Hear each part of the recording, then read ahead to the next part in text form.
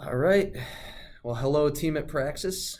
My name is Jake Regner, and I just wanted to thank you guys for continuing with me in the application process. It means a lot to me, and I'm very excited. I hope this works out. So I'm going to go ahead and answer these 5 questions from the email, and I'm going to start off with the "Who are you and what's your story?" question. And well, jumping right into it, I guess I dropped out of University of Wisconsin 2 weeks ago. I was an econ major and I struggled with the coursework, very math heavy. And what sort of set the tone for my disaster in economics was my first calculus class, which I actually got a D in, which sort of set the tone for the rest of my econ classes. So I sort of had a rocky GPA throughout my experience at college. And 2 weeks ago, I was just like, you know what? That's it. I'm done. I'm going to find a better way. I'm going to find a better way to do it.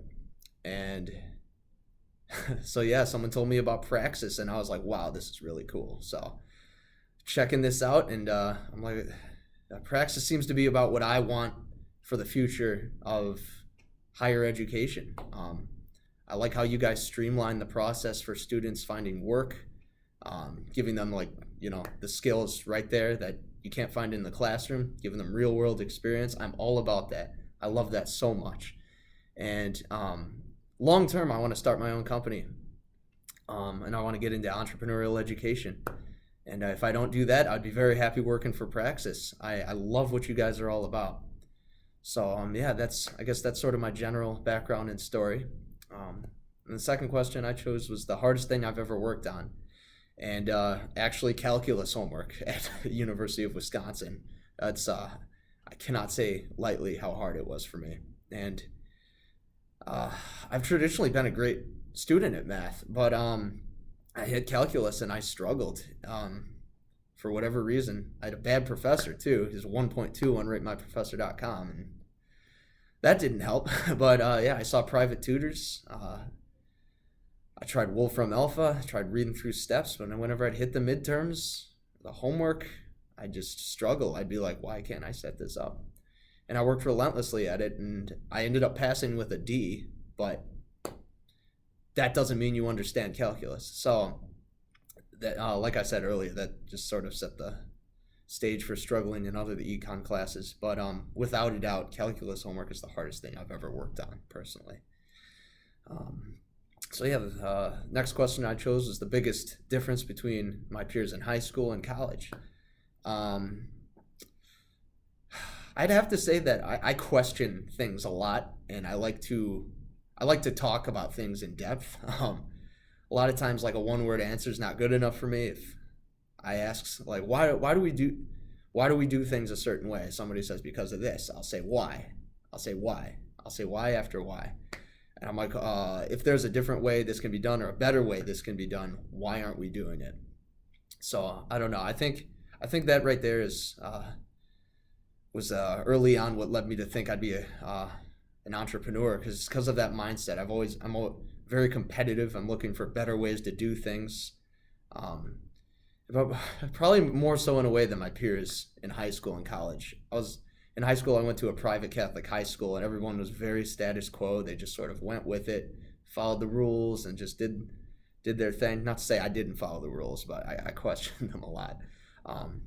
But I'd say that's the biggest difference, personally. And then next question. Let's see. What value would you bring to a business? Well, 3 things I can definitely say I'd bring to a business is emotional intelligence, energy, and a hunger to succeed.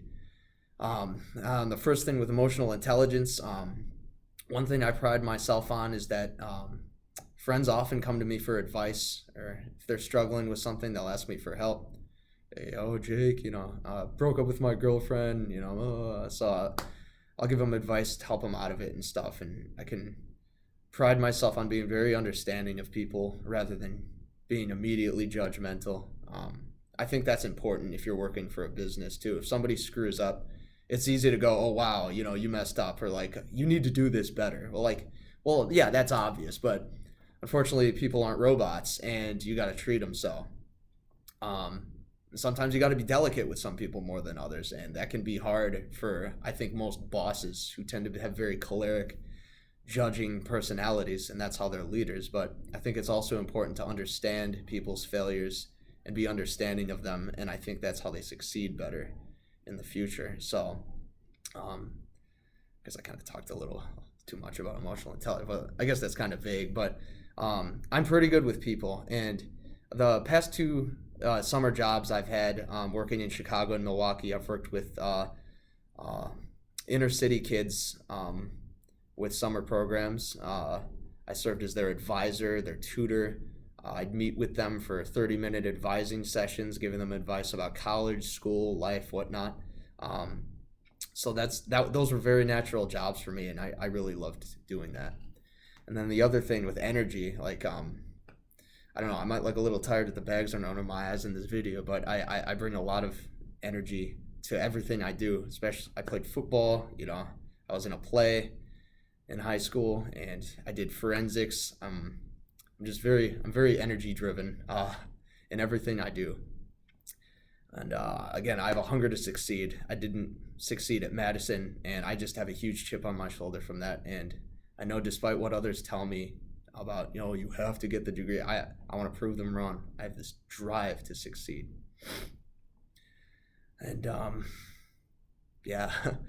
So I guess the last question I chose was the last time I changed a belief, and when. Well, when I was in college, I came in as a conservative politically, and I left as a libertarian.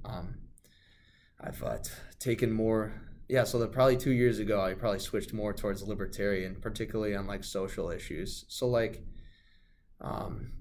things like social issues like gay marriage or whatnot, or I think something like that should be left up to the states, rather than as a national law. That's one opinion I changed. I think marijuana should be legalized.